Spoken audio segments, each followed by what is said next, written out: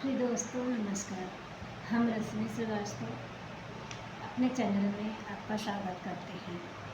तो आज हम पहला वीडियो बनाने जा रहे हैं और जो है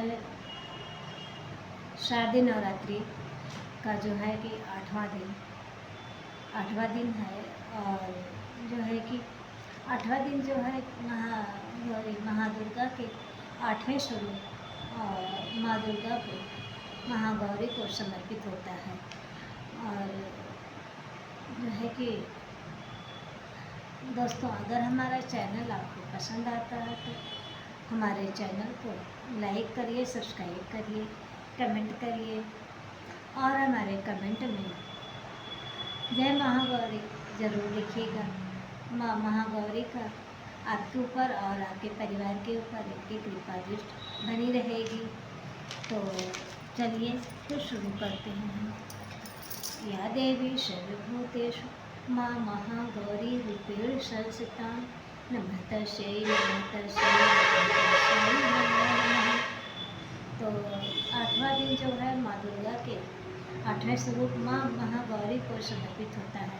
और 8वें दिन भक्त जो है कि व्रत रखकर माँ गौरी का पूजा और अर्चन करता है, जिससे सारे पाप जो है वह धुल जाते हैं और उनकी कृपा जो है उनके ऊपर बनी रहती है। और महागौरी का अर्थ जो है सफ़ेद रंग वाली। कहा जाता है कि भगवान शिव को पति रूप में प्राप्त करने के लिए माँ महागौरी ने कठोर तप और तपस्या की थी। ये इसी कारण जो है उनका शरीर रंग जो है वह काला हो गया था। और उनकी तपस्या से प्रसन्न होकर भगवान शिव ने उन्हें पत्नी रूप में स्वीकार किया था। और जब गंगा जल से उनके शरीर को धुला और साफ किया तो उनका शरीर जो है कि एकदम गौर वर्ण के सफ़ेद श्वेत हो गए थे। इसीलिए इस दिन से इन्हें जो है कि महागौरी नाम से जो है वह जाना जाता है। इनका नाम गौरी पड़ा और इसी दिन से ही इन्हें माँ गौरी के रूप में पूजा जाता है, जो कि माँ दुर्गा के 8वें स्वरूप माँ गौरी जो है कि महागौरी से नाम से जानी जाती हैं। इनके 4 भुजाएं हैं। एक हाथ में त्रिशूल है और दूसरे हाथ में डमरू है। एक हाथ अभय मुद्रा में है और एक हाथ में जो है कि पुष्प है। और इनका शरीर जो है कि एकदम महागौरी का महाशक्ति जो है कि बहुत फलदायी और अमोघ शक्ति वाली होती है। इनकी उपासना करने से जो है कि इनके पाप जो है वह उनके पाप जो है कि सारे पाप जो है भक्तों के धुल जाते हैं। और इन्हें जो है कि अधिष्ठात्री की देवी कहा जाता है। महागौरी का प्रिय रंग जो है गुलाबी, सफ़ेद और नीला। और इनका जो है कि प्रिय भोग है नारियल का प्रिय भोग है। और नारियल से बनी मिठाई और काला चना, हलवा, पूड़ी इत्यादि जो है इन्हें भोग में अर्पित किया जाता है। और इनका प्रिय फूल है रात रानी और सफ़ेद फूल बहुत प्रिय है। इन्हें मोगरा के फूल भी जो है अर्पित किया जाता है। रात रानी का फूल अर्पित किया जाता है। कनेल का फूल जो है कि अर्पित किया जाता है। इन्हें पीले फूल भी जो है वह माँ को बहुत अर्पित है। और कि इन्हें बर्फ़ी जो है कि नारियल की बर्फ़ी जो है चढ़ाया जाता है। और इन्हें जो है कि पूरी, हलवा, काला चना इत्यादि जो है कि इन्हें भोग में अर्पित किया जाता है। चलिए अब देख लेते हैं कि कब है अष्टमी तिथि और नवमी तिथि, कब शुरू हो रहा है और कब समाप्त हो रहा है। तो अष्टमी तिथि जो है कि शुरू हो रहा है 29 सितंबर को शाम 4:32 पर शुरू होगा और 30 सितंबर को शाम 6:07 पे समाप्त हो जाएगा। तो उदया तिथि को मानते हुए हम जो है 29 तारीख को हम अष्टमी व्रत करेंगे। और इस अष्टमी को हम दुर्गा अष्टमी भी कहा जाता है, जो कि 30 सितंबर को शाम जो है कि 7:01 पर जो है कि शुरू होगा रहेगा, और उसके बाद जो है कि नौमी तिथि जो है वह आरंभ हो जाएगी। तो 1 अक्टूबर को शाम 7:02 पर जो है वह नौमी तिथि रहेगी। ऐसे में हम नौमी तिथि को कन्या पूजन 1 अक्टूबर को करेंगे। तो अष्टमी और नवमी में जो है कि हमें कन्या पूजन का भी विधान होता है। तो कन्या पूजन हम जो है कि 1 अक्टूबर को जो है कि करेंगे। और जो लोग दुर्गा अष्टमी पूजा करते हैं वो लोग 30 सितंबर को कन्या पूजन करेंगे, और जो लोग नवमी में कन्या पूजन करते हैं, जो लोग जो नवमी में पूजन करते हैं वह जो है 1 अक्टूबर को जो है कन्या पूजन करेंगे। कन्या पूजन जो है कि महागौरी को अश्विन पक्ष में कृष्ण पक्ष की द्वादशी तिथि को होता है, जो इस दिन मघा नक्षत्र और श्राद्ध योग बन रहा है। और इस दिन राहु काल का समय है, शाम 4:40 से लेकर 6:09 तक जो है वह राहु काल समय रहेगा। और अभिजीत मुहूर्त रहेगा सुबह 11:47 से लेकर दोपहर 12:34 तक। तो इस समय जो है कि हम जो है कि कन्या पूजन वगैरह सब कर लेंगे। और चलिए अब देख लेते हैं कि पारण समय। पारण जो है कि हमें कब करना है, किस समय करना है। तो जो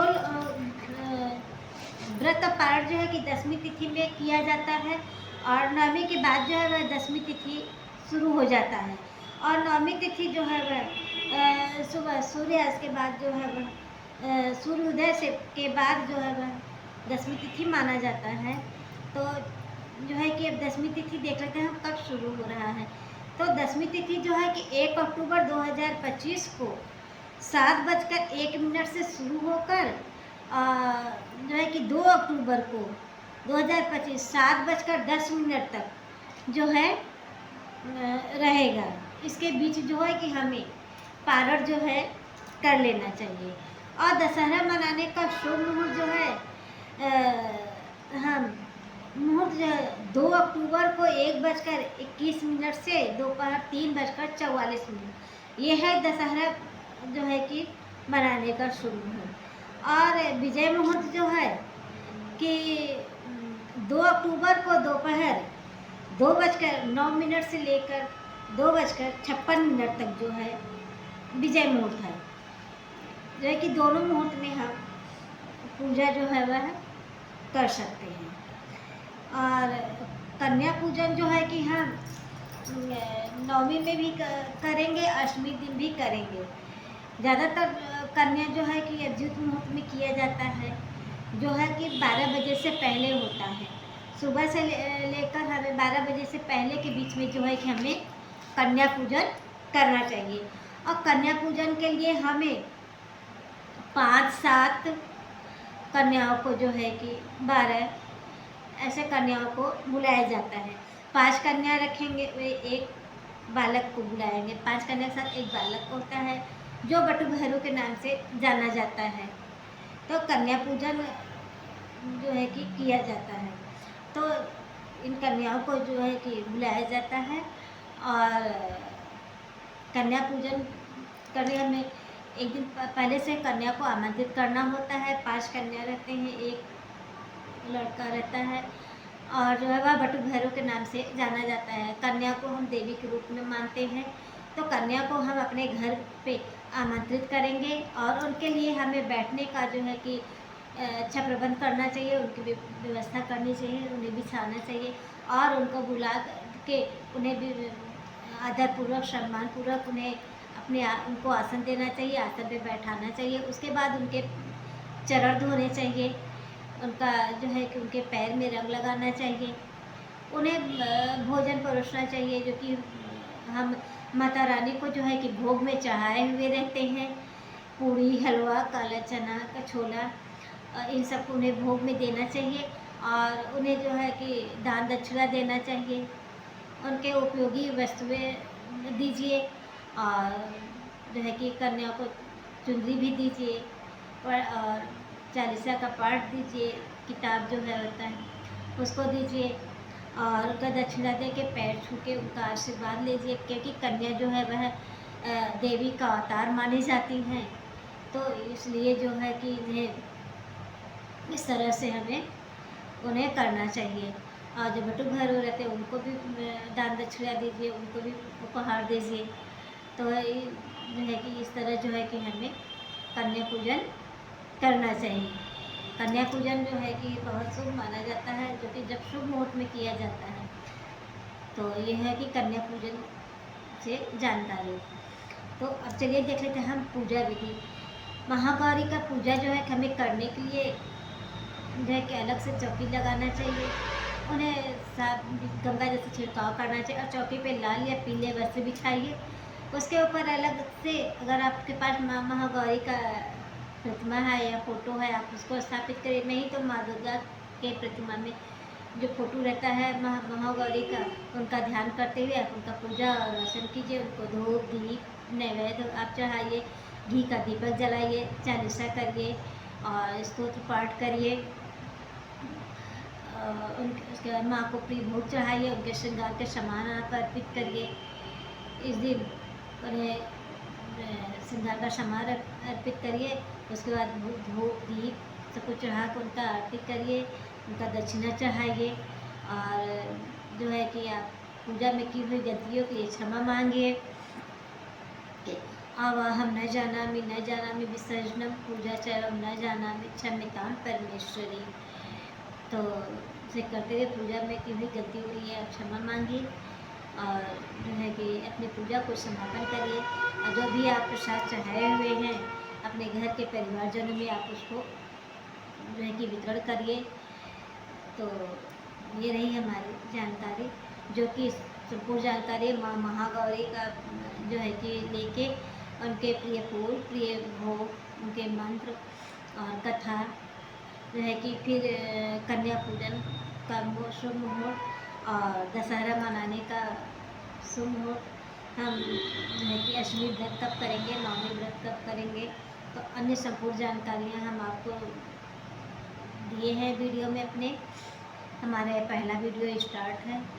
तो दोस्तों हमारे चैनल को आप लाइक करिए, सब्सक्राइब करिए, कमेंट करिए और हमारे कमेंट में जय माँ महागौरी आप ज़रूर लिखिएगा या ओम दुम दुर्गाए नमो नमः। प्लीज़ आप लोगों से रिक्वेस्ट है हमारे चैनल को बढ़ाने में आप सपोर्ट करिए, लाइक करिए, शेयर करिए, कमेंट करिए। तो दोस्तों हम फिर मिलते हैं नेक्स्ट वीडियो में। जय श्री कृष्णा, राधे राधे।